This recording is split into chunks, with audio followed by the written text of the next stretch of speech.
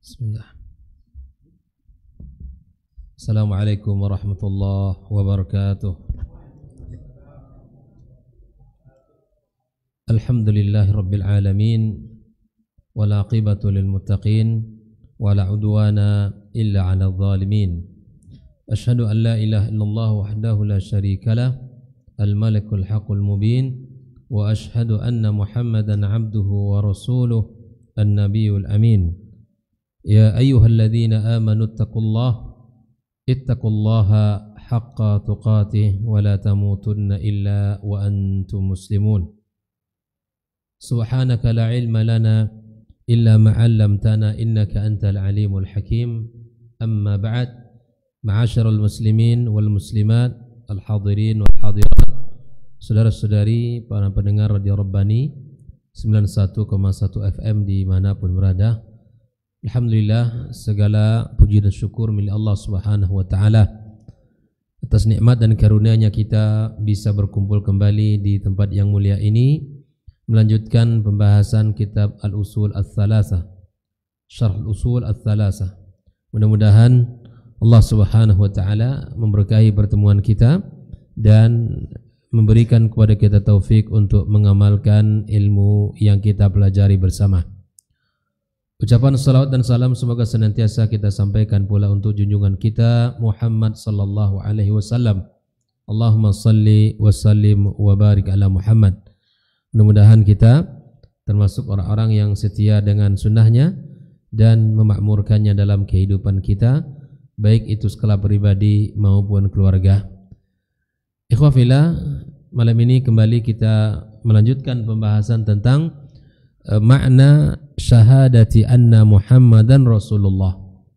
Pada pertemuan yang lalu secara singkat sudah kita, atau sebelum pekan yang lalu ya, kita sudah bahas tentang ada 4 poin ketika ditanya tentang apa makna aku bersaksi bahwa Muhammad adalah utusan Allah, ya kan? Ada 4 poin kemarin. Siapa yang ingat? Apa yang pertama itu? Apa? Ta'atuhu fima amar. Ahsant. Adalah yang pertama, mentaati segala perintahnya. Artinya ketika kita bersaksi bahwa Muhammad adalah utusan Allah, seluruh perintahnya kita taati. Yang kedua, wa tasdiqu fima akhbar, membenarkan berita yang disampaikan olehnya, baik berita masa lampau ya, dan berita-berita yang akan datang di masa yang akan datang, baik itu perkara-perkara kiamat maupun ma ba'dal qiyamah. Semua itu wajib untuk kita benarkan. Yang ketiga apa? Wastinabu manaha anhu wa zajar, kita menjauhkan seluruh larangan ya, seluruh yang dilarang, yang dicegah oleh Rasulullah kita tinggalkan, kita jauhkan.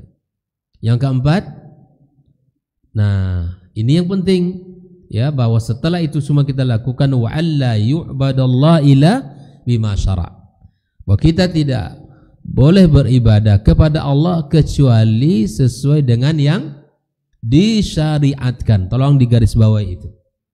Yang tidak disyariatkan, dicontohkan, dibuat oleh Nabi, tak usah dilakukan. Nah, mari kita lihat penjelasan Syekh Shalih Al Fauzan tentang 4 poin ini ya. Taib. Syahadatu anna Muhammad Rasulullah laha ma'nan wa muqtadan laysat labzan yuqalu faqat.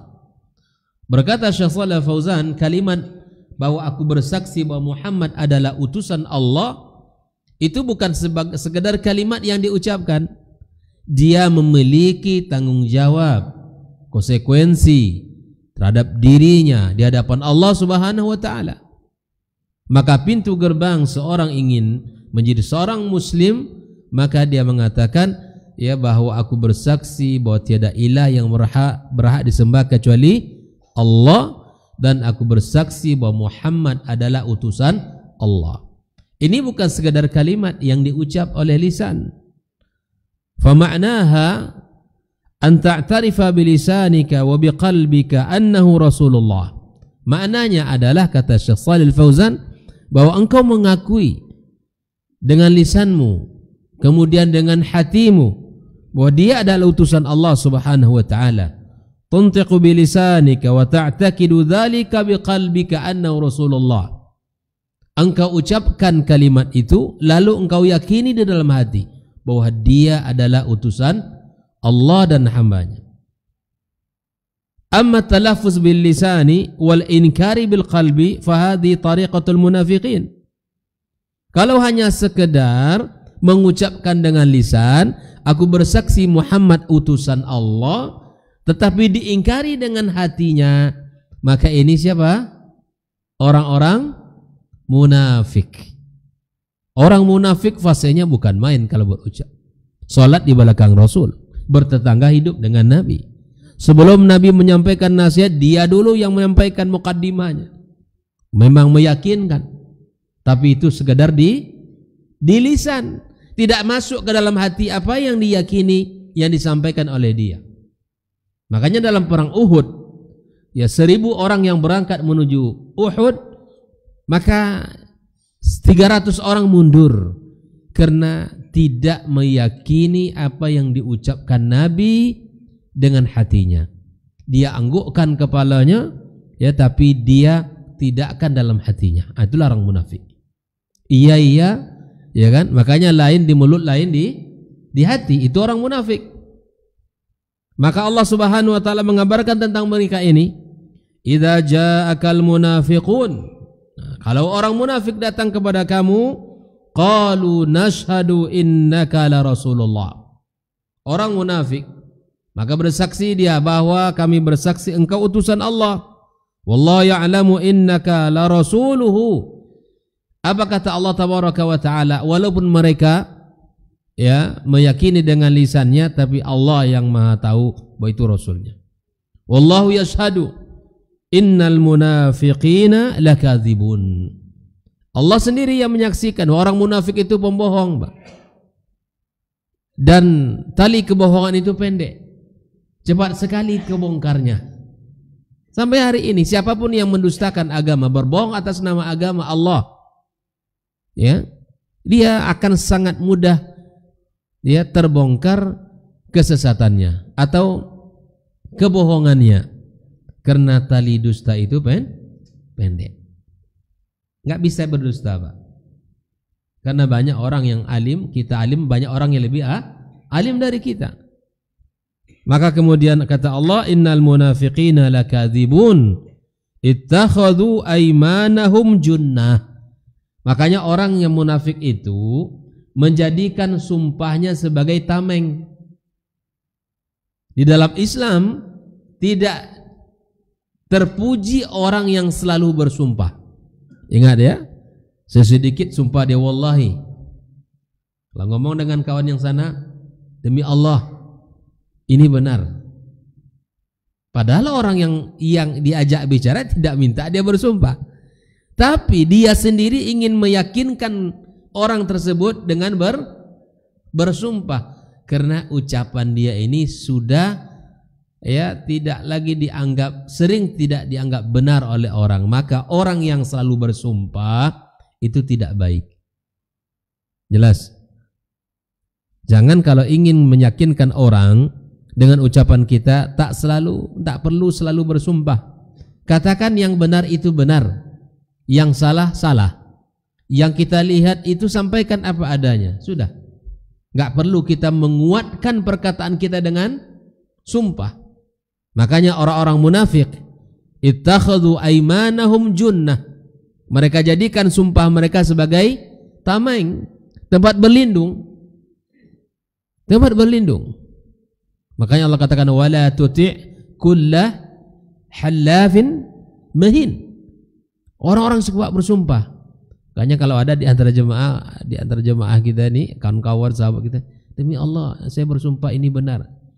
Ngomong sana demi Allah saya bersumpah benar. Ini diragukan nih ucapan dia ini. Justru kita ragu kepada orang yang sering-sering bersumpah. Jangan sering-sering bersumpah.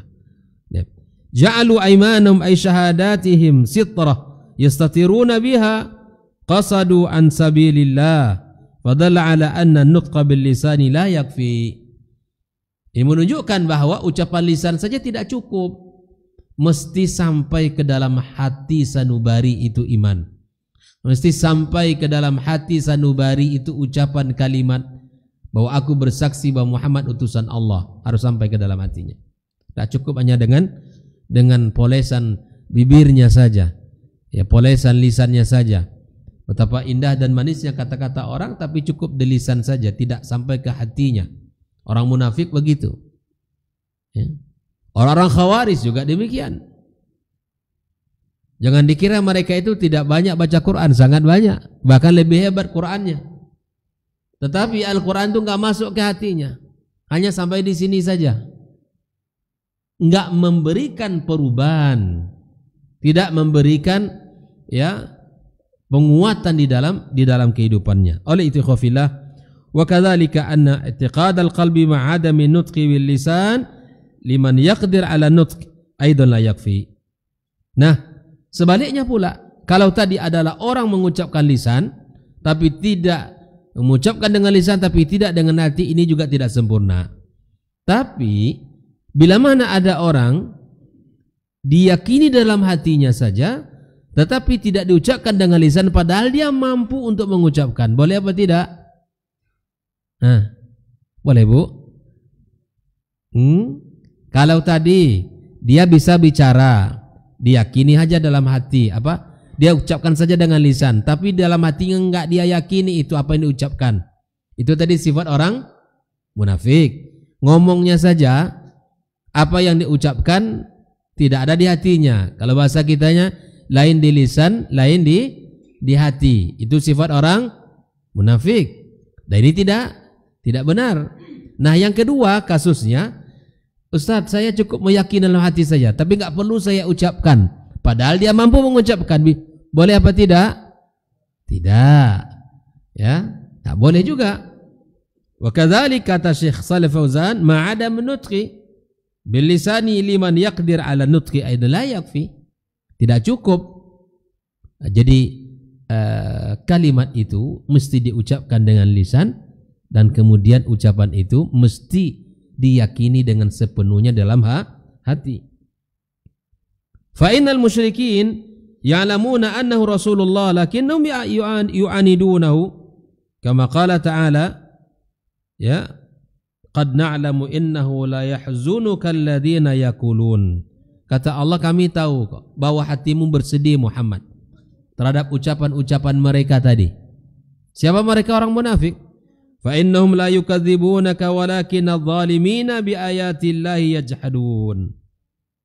Perhatikan itu ikhwafillah.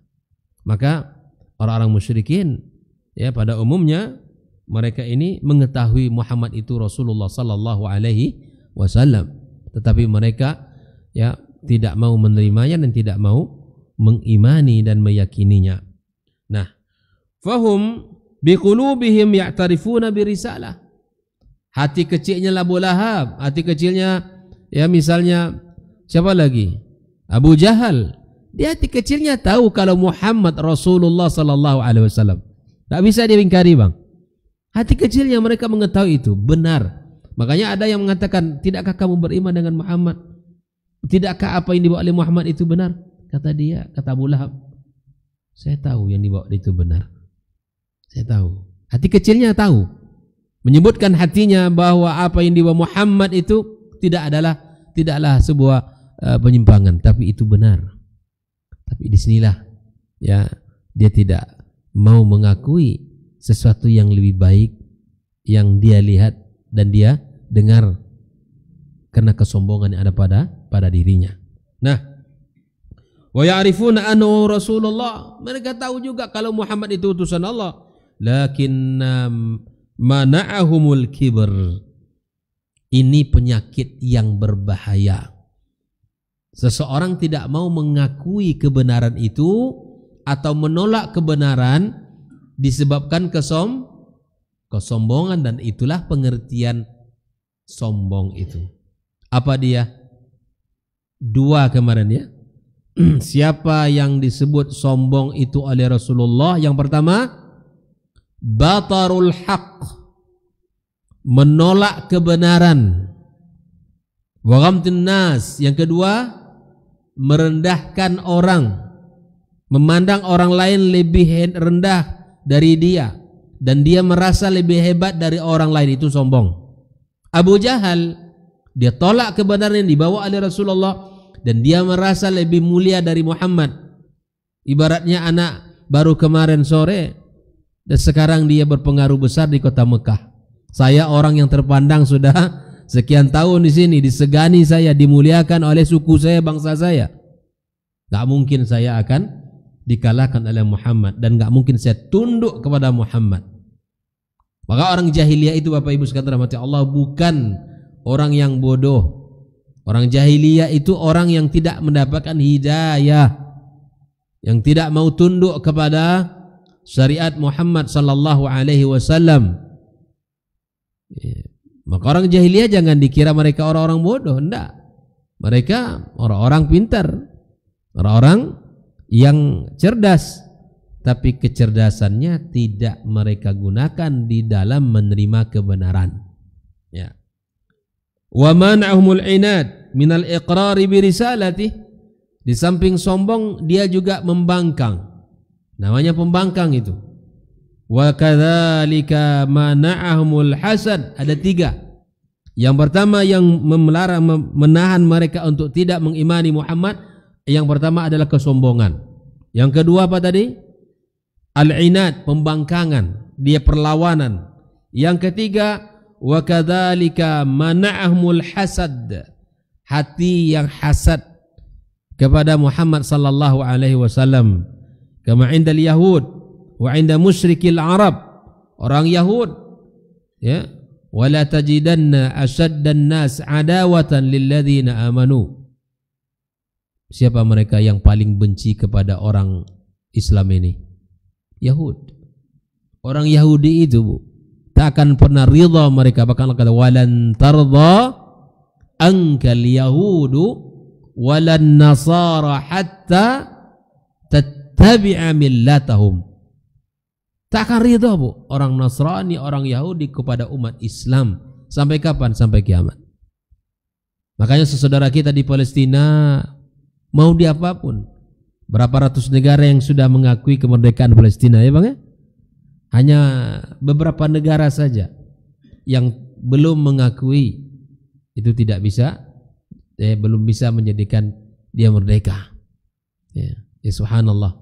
Dari negara-negara adidaya, negara-negara besar, ya, hanya satu negara yang tidak mengakui, akhirnya belum resmi Palestina merdeka. Tapi kemudian itulah kita berharap, sampai kapan mereka begitu? Sampai hari kiamat. Mereka tidak akan pernah ridha terhadap umat Islam. Ya, Allah sendiri yang mengatakan dalam firman-Nya. Taib. Wa kadzalika musyrikil Arab, orang-orang musyrik Arab enggak akan pernah ridha. Wa kana Abu Jahal, Amr bin Hisham ya'tarifu wa yaqulu kunna nahnu Banu Hashim. Kita ini Banu Hashim, mutasawwina fi kullil umur. Kita ini sama di dalam segala urusan kita. Ya, kulluhum lakinnahum qalu minna rasul wa laysa minkum rasul, min aina na'ti bi rasul. Nah, ini kan barulah nanti pengkotak-kotakan, ya, bahwa mereka mengatakan dari kami adalah kunna nahnu wa nuhasim mutasawwina fi kullil umur lakinnahum qalu, maka mengatakan dari golongan kami seorang rasul, bukan dari golongan kalian seorang rasul. Nah, lalu dari mana rasul itu didatangkan? Walidzalika ankaru risalata hasadan li Bani Hashim. Jadi mereka ini hasad kepada Bani Hashim. Ya. Ikhwan fillah rahimakumullah. Ya'tarifu biqalbihi birisalati Muhammad, lakin ya mereka mengakui itu benar, bahwa apa yang dibawa Muhammad itu benar, tidak ada kesalahannya. Lakin mana'athum al-hamiyatul jahiliyah. Ya, kejahiliaan itulah, ya, yang membuat mereka tidak mengakui kerasulan Nabi Muhammad sallallahu alaihi wasallam.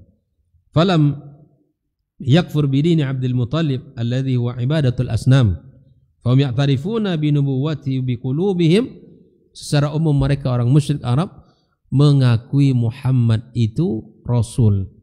Fala yakfil i'tiraf bil qalbi annahu rasulullah bal la budda an yantiqa bi lisani. Wah, tidak cukup mereka ini ya di dalam hati kecil mereka sebenarnya mengetahui itu bahwa Muhammad itu adalah utusan Allah. Mereka tahu, tetapi mereka tak mau mengucapkan. Ya, tak mau mengucapkan karena kesombongan, karena pembangkangan, karena hasad kepada Bani Hashim. Oleh itu khafillah la yakfi nutq bil lisan wal i'tirab bil qalb bal la budda min amrin salisin. Nah, kalau tadi kan baru dua ya, ucapkan dengan lisan, diyakini dalam hati. Nah, kata Syekh Shalih Fauzan tidak cukup. Kalaulah seseorang mengatakan dengan lisan, diucapkan dengan hati, belum sempurna. Illa bi amrin salisin, kecuali harus ditambahkan yang ketiga. Wa huwa apa? Al-ittiba', yang mengikuti, mengamalkan apa yang diucapkan tadi dan apa yang diyakini dalam hati. Perlu pembuktian dia. Falladzina amanu bihi wa azzaruhu wa nasaruhu wattaba'un nura alladzi unzila ma'ahu ulaika humul muflihun. Yang mengikuti cahaya risalah yang diturunkan kepada Muhammad, mengamalkan syariat Muhammad, barulah termasuk orang-orang yang akan beruntung. Tidak cukup Pak mengucapkan dengan lisan, ada diyakini dengan hati, tapi pembuktian perlu dengan anggota tubuh. Jelas ya? Makanya orang beriman tidak cukup dengan lisan dan keyakinan hati, tapi dia buktikan amal zahir dan amal batin. Amal zahir seperti salat, kita ini bersedekah nampak. Dan kemudian amal batin dia berzikir, bertasbih, bertahmid. Dia berzikir kepada Allah. Dia baca, bersalat kepada Nabi SAW, mengucapkan kalimat-kalimat thayyibah, itu namanya amal qalb. Dia ar-raja, al-khauf, dia takut, berharap, khasyah, tawakkul, itu semua adalah ya amal qulub.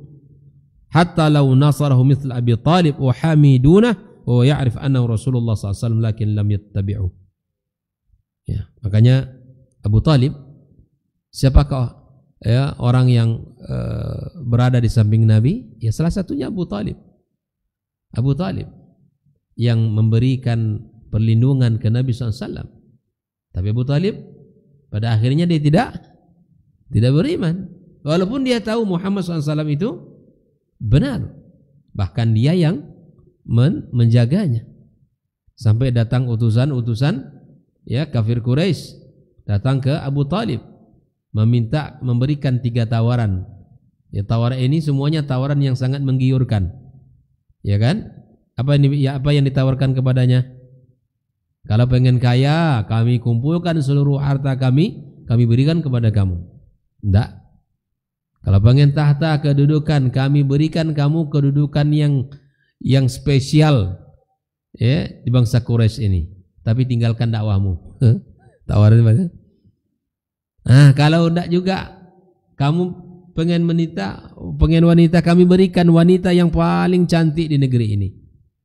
Tapi syaratnya kamu tinggalkan dakwahmu. Masya Allah. Ya kan? Harta, tahta, wanita. Itu semua adalah ujian dunia. Nabi Muhammad SAW katakan kepada Abu Talib, andaikan mereka letakkan matahari di tangan kananku, bulan di tangan kiriku, ma taraktu hadzal amr abadan. Aku tak akan pernah tinggalkan dakwah ini selama-lamanya. Nah, oleh karenanya dialah yang telah berada di samping Nabi, tapi dia tidak ikuti. Nah, fa innahu laysa bimuslim hatta yattabi'ah. Walihada qala Syekh wa ma'na syahada anna Muhammad Rasulullah ta'atuhu fima amar wa tasdiquhu fima akhbar wajtinab ma naha anhu wa zajara wa alla yu'badallah illa bima syara. Inilah 4 poin yang menjadi pengertian aku bersaksi bahwa Muhammad utusan Allah itu. Tolong diingat-ingat Ibu, Pak ya, tolong diingat. Kalau kita bersaksi Muhammad utusan Allah, ingat 4 poin ini. Ya, ingat 4 poin itu. Fala budda mal i'tiraf fi risalati zahiran wa batinan wa i'tiqadan. Kita harus mengakui risalahnya Rasulullah itu secara zahir, secara batin dan secara keyakinan. La budda min ittiba'. Ini menjadi syarat diterima amal kita. Ittiba', mengikut apa yang dicontohkan Rasul, mengerjakan apa yang dikerjakan Rasulullah. Jangan melenceng, jangan keluar dari itu. Karena kalau kita keluar berarti kita meninggalkan apa yang telah diajarkan Nabi sallallahu alaihi wasallam. Kaku sekali, ya, biarkan orang bilang kita kaku, asal Allah ridha dan Allah terima amal kita. Daripada memandai-mandai, Bang. Daripada memandai-mandai, tahu memandai-mandai Bu? Daripada apa bahasa lainnya? Dia merasa hebat membuat amal sendiri tapi amalnya tertolak di sisi Allah. Mau? Tidak. Kita pengen amal kita ini dicatat di sisi Allah, diterima di sisi Allah. Pada akhirnya amal kita nanti akan Allah berikan di hari kiamat. Ya, ini yang kita cari. Kita kumpulkan bekal-bekal amal kita agar Allah berikan nanti pahalanya kepada kita di hari kiamat. Nah, syarat agar kita mendapatkan pahala dari amal yang kita kerjakan, di samping kita mengikhlaskan untuk Allah, yang kedua adalah ittiba'. Ittiba'. Jangankan amal ibadah kepada Allah ya, pekerjaan kantor saja yang tidak sesuai dengan SOP kena panggil, kena tegur, Bu. Kenapa kamu kerjakan begini? Ya saya coba Pak, kan boleh saja. Kata SOP kamu nggak baca ya, gitu kan? Kamu nggak baca SOP pekerjaan kita. Baca Pak. Terus kenapa kamu tidak ikuti? Ya saya coba aja begini. Diterima oleh atasan? Belum tentu. Pekerjaan duniawi saja bisa ditolak oleh atasan, apalagi pekerjaan ibadah. Jangan memandai-mandai. Ya, kerjakan apa yang disuruh, lakukan apa yang dicontoh. Wa alla yu'badallah illa bima syara'. Tidak boleh kita beribadah kepada Allah kecuali apa yang telah disyariatkan, lakukan. Makanya sering saya sampaikan perkataan Ibnu Mas'ud, al-ijtihad fi sunnah, ya, al-iqtisadu fi sunnah, ya, khairun minal ijtihadi fil bid'ah. Kita sederhana di dalam melakukan amal dan itu dicontohkan, diperintahkan. Sederhana amalannya, lakukan. Karena itu lebih baik daripada perbuatan-perbuatan yang melelahkan badan, menguras tenaga, bahkan menghabiskan uang. Tapi itu tidak ya diperintahkan dalam agama kita. Sungguh merugi dia di hari kiamat kelak. Ahibati fillah. Nah, lalu kemudian wa yatalakhas dzalika fi hadhihi al-arba' al-kalimat allati dzakara Syekh rahimahullah taala. Mari kita lihat dalil-dalilnya.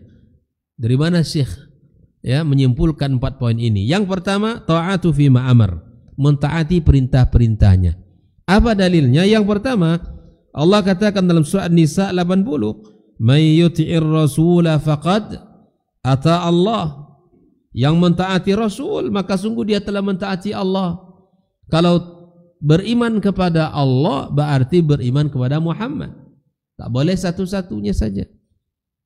Yang mengamalkan Al-Quran begitu juga kita amalkan sunnah Nabi. Ustaz cukup satu saja saya pakai, bagaimana? Enggak bisa. Ustaz saya hanya pegang Al-Quran saja ya, itu firman Allah yang tertinggi. Iya betul. Tapi bolehkah saya cukup dengan Al-Quran dalam beramal? Tidak.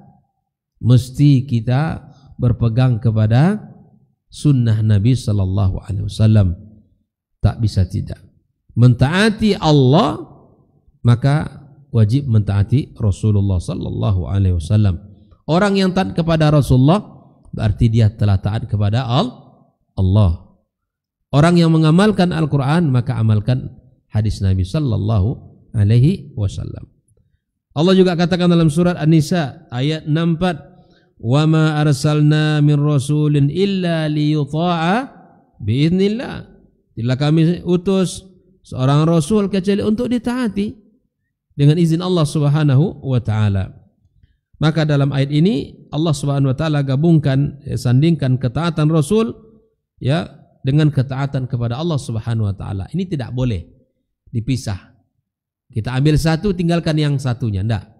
Mesti kedua-duanya agar sempurna keimanan kita. Wa may ya'sillaha wa rasulah. Bayangkan, bukan hanya Allah menggandengkan antara ketaatan tapi juga dalam kemaksiatan. Barang siapa yang durhaka kepada Allah dan Rasulnya, nah itu ingat ya, fa inna lahu nara jahannam khalidina fiha abada. Yang mendurhakai Allah dan Rasulnya, yang tidak beriman kepada Allah dan kepada Rasulnya sallallahu alaihi wasallam, maka kemudian dia di dalam neraka, kekal di dalam neraka. Wa in tuti'uhu tahtadu. Nah ingat, kalau ingin mendapatkan hidayah dari Allah, taati Muhammad sallallahu alaihi wasallam. Makanya mentaati Rasulullah adalah menjadi sebab kita mendapatkan hidayah. Kalau ingin mendapatkan hidayah dari Allah, maka amalkan sunnah Nabi, cintai Nabi alaihi salatu wassalam, amalkan sunnahnya, hidupkan dalam keseharian kita, amalkan. Karena itu akan mengundang hidayah, sebab kita mendapatkan hidayah dari Allah Subhanahu wa taala. Wa ati'ur rasula la'allakum turhamun. Taatilah Rasul, semoga kalian mendapatkan atau dirahmati oleh Allah Subhanahu wa taala. Fala budda min taati sallallahu alaihi wasallam, falladhi yashhad anna Rasulullah talzamuhu ta'atu fima amar. Orang yang bersaksi Muhammad utusan Allah, maka tidak ada tawaran untuk tidak taat kepadanya. Wajib taat kepada Rasulullah sallallahu alaihi wasallam. Apa kata Allah? Wa ma atakumur rasulu fakhudhu. Yang dibawa oleh Rasul kepada kalian ambil, tangkap, pegang, amalkan. Wa ma nahakum anhu fantahu. Yang dilarang tinggalkan, jauhkan. Jangan kebalikannya. Ya kan? Yang diperintah ditinggal. Yang suruh ditinggal dikerjakan. Ini kebalikan, jangan. Bayangkan itu lakukan itu, insya Allah kita dapat hidayah. Baik. Falyahdharil ladzina yukhalifuna an amri an tusibahum fitnatun aw yusibahum adzabun alim. Menyelisihi sunnah Rasulullah itu akan mengundang musibah. Mengikuti sunnah Rasulullah mengundang keselamatan, kebaikan, keberkahan. Tapi menyelisihi sunnah Rasulullah, maka ini mengundang azab atau mengundang musibah yang akan menimpa dirinya. Mana mau? Ya, mau azab, mau musibah, atau mau kebaikan dan keberkahan? Keberkahan tentunya. Kalau ingin berkah, ingin selamat, maka peganglah ya sunnah Rasulullah sallallahu alaihi wasallam. Itu yang pertama. Adapun kita harus membenarkan berita-berita yang disampaikan, maka Nabi SAW ya banyak sekali memberitakan tentang berita gaib seperti malaikat, tentang Allah Azza wa Jalla, dan perkara-perkara gaib lainnya seperti akan terjadinya hari kiamat, tanda-tanda hari kiamat, surga dan neraka.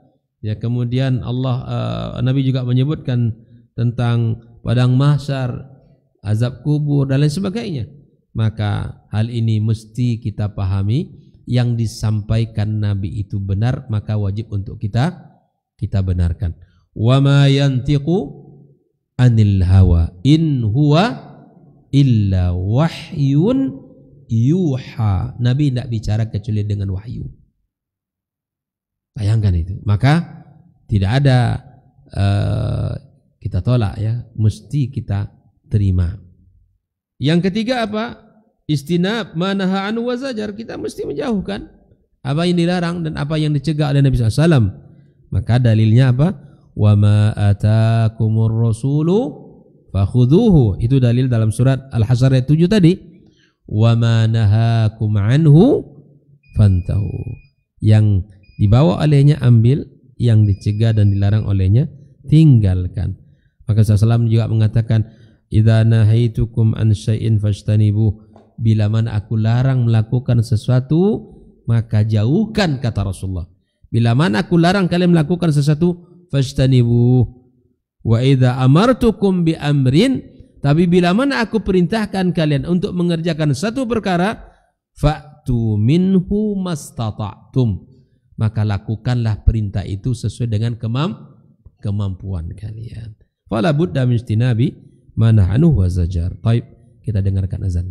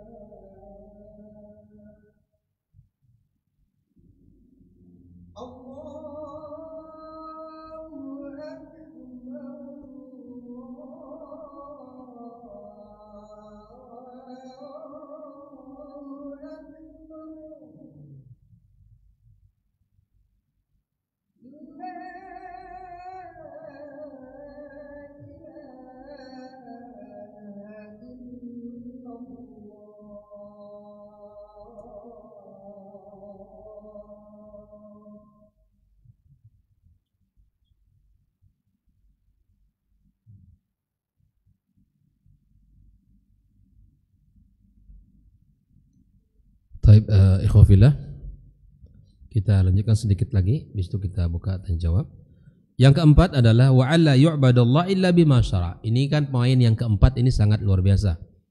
Penekanannya adalah di mana kita tidak boleh melakukan ibadah kepada Allah melainkan sesuai dengan apa yang telah disyariatkan oleh Nabi kita alaihi salatu wassalam. Maka ada sebuah ikatan ibadah itu sesuai dengan syariat. Artinya bahwa kita tidak boleh melakukan ibadah sesuai dengan keinginan kita. Atau kita tidak boleh melakukan ibadah hanya sekadar niat saya baik kok. Ya Pak? Gak boleh. Kenapa kamu lakukan itu? Niat saya baik kok Ustaz. Oh gak bisa. Niat baik belum tentu diakomodir kalau tidak sesuai dengan perintah. Semua orang kan mengatakan niat saya baik kok ibadah. Ya misalnya ketika di waktu-waktu terlarang misalnya habis salat subuh sampai waktu syuruk itu tidak boleh kita melakukan salat-salat apapun kecuali zawatul asbab. Ya, itu boleh. Atau misalnya habis asar sampai ke waktu maghrib tidak boleh kita lakukan salat. Ya, misalnya salat apalah, salat sunnah pun tidak ada kecuali zawatul asbab. Salat-salat yang ada sebab seperti tahiyatul masjid, salat jenazah, ya, itu dibolehkan. Nah, ketika ada orang yang salat berulang-ulang berapa rakaat setelah salat asar, lalu datang seseorang menegur, kenapa kamu salat? Ya, berapa kali kamu salat? Saya salat tadi 6 rakaat. Masya Allah. Salat apa itu? Salat ini. Disebutkan yang salat-salat itu. Bukankah ini waktu terlarang untuk kita salat? Misalnya kita tanyakan, oh iya, tapi kan tujuan saya baik, niat saya baik, diterima apa tidak? Tidak. Makanya kata Syekh, wa in kana qasduka hasanan wa in kunta turidul ajr, walaupun niat kamu baik, ingin pahala nih, lakin hadza amalun batil. Bayangkan begitu Islam mengawal ya agar kita berhati-hati di dalam beramal. Tidak sembarangan sesuai dengan keinginan kita saja. Asal niat baik itu dilakukan, tidak begitu. Asal niat kita baik tapi dituntun oleh syariat, itu boleh. Niat kita benar, lillah, baik, ingin dapatkan pahala, itu sudah tepat. Tapi harus dia sesuai dengan syariat. Tidak bisa kita melakukan satu ibadah kemudian kita melanggar syariat Allah Subhanahu wa taala. Nah. Li'annahu lam ya'ti bihi Rasulullah SAW. Karena perbuatan ini tidak dikerjakan dan tidak dilakukan Nabi. An-niyatu la takfi bal la budda minal ittiba. Kita tahu syarat diterima amal ada dua. Yang pertama, Bu, ikhlas. Yang kedua apa, Bu? Mengikut, ya, mengikuti apa yang telah dicontohkan. Dua ini ya. Kalau ingin dapat diterima pahala kita, diterima ibadah kita oleh Allah, lakukan landasan beramal itu lillah, karena Allah. Lalu yang kedua, ya kalau sudah ikhlas itu sudah bagus. Yang kedua tidak cukup ikhlas saja, Bu, tapi dia ittiba, mesti yang dilakukan itu ada dasarnya, ada perintahnya, ada contohnya dari Nabi alaihi salatu wassalam. Ustaz, walaupun nggak ada perintah, nggak ada contoh, tapi niat saya baik, bisa? Tidak bisa diterima. Ini amal batil, tidak bisa dijadikan amal hak, amal khair, karena niat. Amalnya amal batil, tapi karena niat orang pelakunya baik, bolehkah dia jadi baik amalnya? Tidak. Maka oleh karena itu jangan sampai kita tertipu lalu kemudian kita mengerjakan semuanya apa yang sesuai dengan selera dan keinginan kita. Tidak boleh. Makanya dalam penekanan poin yang keempat ini, tidaklah beribadah kepada Allah kecuali sesuai dengan apa yang diperintahkan. Nanti bagaimana cara mengetahui apa yang diperintahkan? Itulah kita belajar. Nanti dalam bab ibadah belajar fikih ibadah, kemudian belajar tentang muamalat. Ya, dalam ibadah banyak, bab salatnya, puasanya, zakatnya, hajinya. Kita sangat luas pembahasan dalam Islam itu. Lagi terkait dengan syariat dan hukum ibadah kepada Allah Subhanahu wa taala.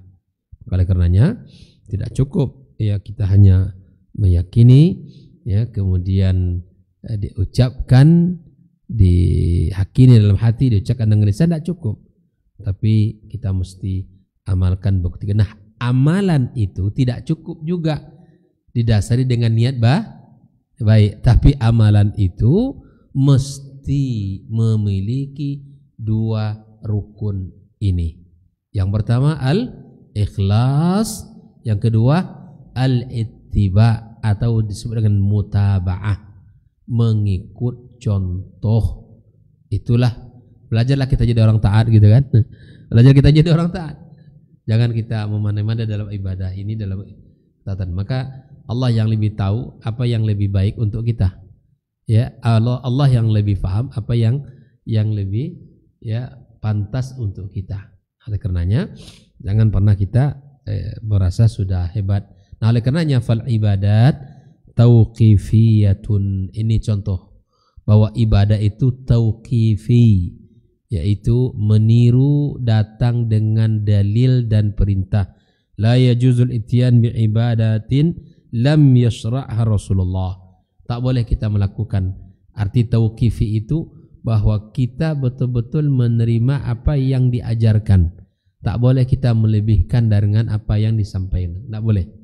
Islam itu dalam bicara ibadah mesti kita mencontoh apa yang telah dicontohkan. Ya, baik.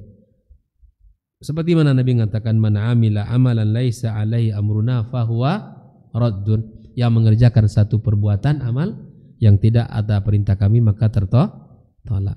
Alaikum bisunnati, kata Rasul, wa sunnatil khulafa ar-rasyidin al-mahdiyyin min ba'di, tamassaku biha addu 'alaiha bin nawajis. Pegang, kata Rasulullah, gigit dengan gigi geraham kalian, ya, wa iyyakum wa muhdatsatil umur, hendaklah kalian menjauhi perkara-perkara yang baru ya dalam agama. Fa inna kulla muhdatsatin bid'ah. Setiap yang baru itu adalah bid'ah. Dan setiap bid'ah pasti sesat, ya. Semuanya bid'ah itu pasti sesat.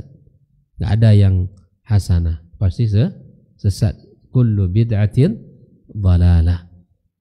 Tidaklah setiap bid'ah itu kecuali sesat. Oleh karenanya kita jauhi perkara bid'ah dan kita jauhi segala perkara ibadah yang baru yang tidak ada di zaman Rasulullah sallallahu alaihi wasallam.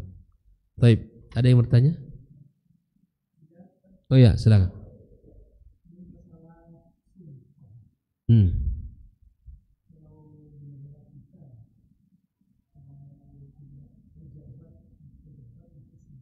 Ya. Ya.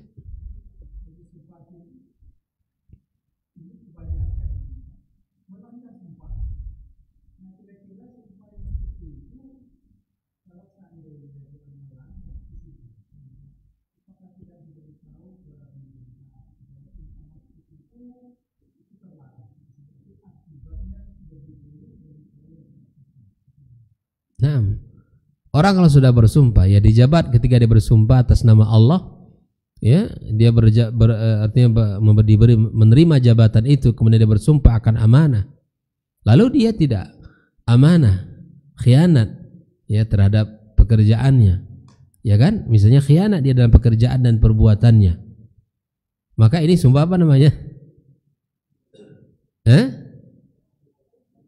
Iya, itu termasuk dosa besar.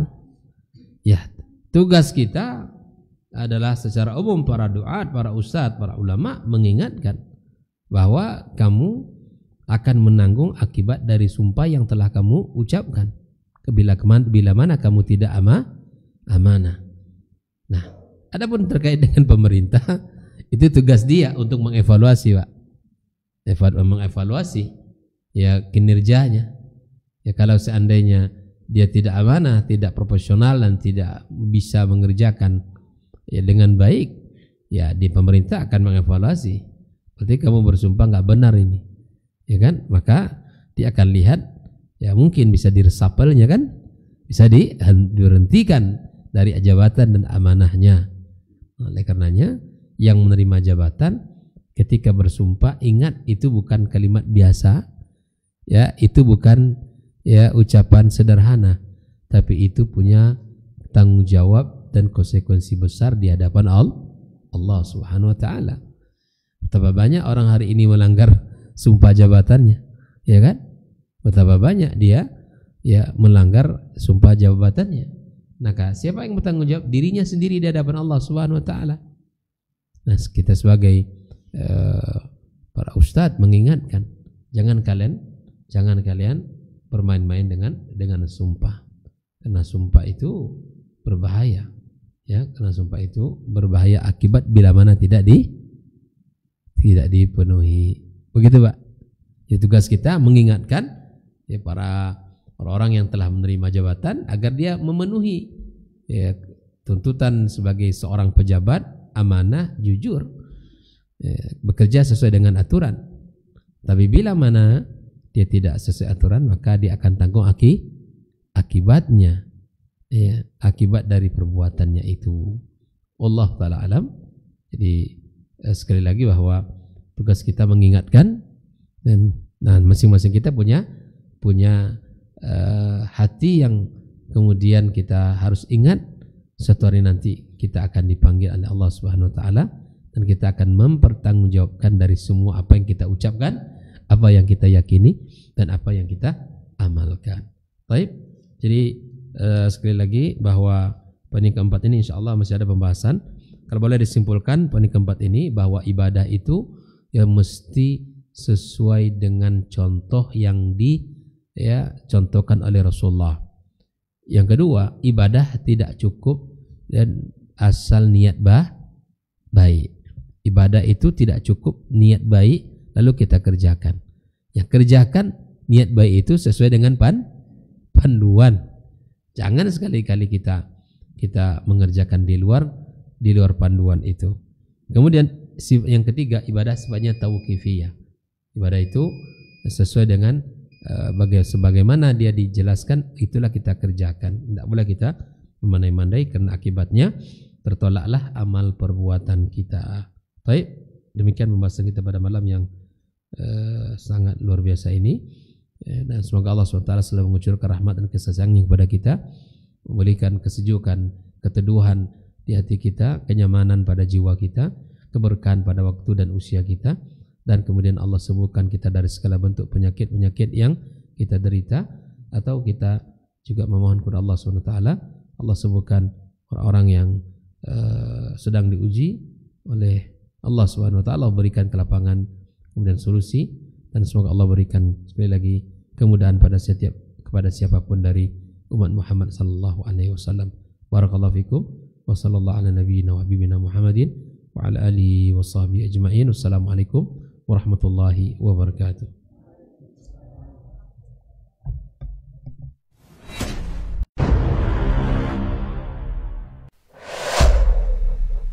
Dunia dan seisinya ini bagi Allah tak sama nilainya dengan sebelah sayap lalat. Barang siapa yang beramal untuk akhiratnya, Allah akan cukupkan baginya urusan dunia. Sayati zamanun 'alan nasi as-sabiru fihim qalqabit al-jamarah. Akan ada satu masa di akhir zaman yang berpegang teguh dengan agamanya seperti orang yang sedang memegang bara